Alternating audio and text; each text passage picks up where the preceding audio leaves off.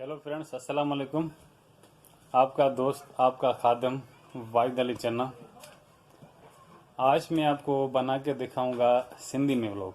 अस्सलाम वालेकुम दोस्तों, तव्हां ॾिसी रहिया आहियो वाहिद चन्ना व्लॉग।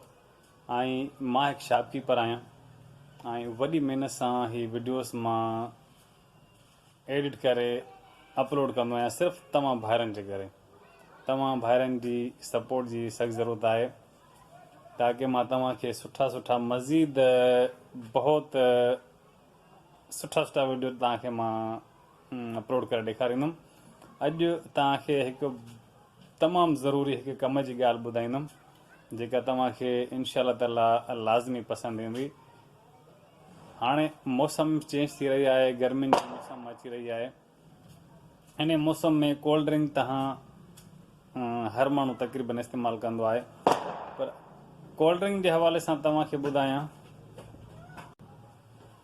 कोल्ड ड्रिंक जे हिसाब सां मां तव्हांखे ॿुधायां त अगरि तव्हां कोल्ड ड्रिंक इस्तेमालु कयो त का मयारी का सुठी इस्तेमालु कयो।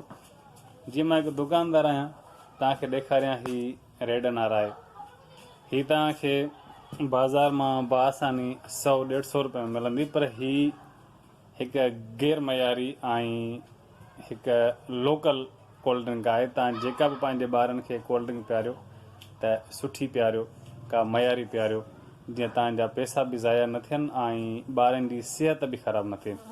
त मज़ीद नेक्स्ट टाइम तव्हांखे हिकु ॿियूं कम जूं शयूं ॿुधाईंदुमि। तेसिताईं अल्लाह हाफ़िज़ एंड टेक केयर।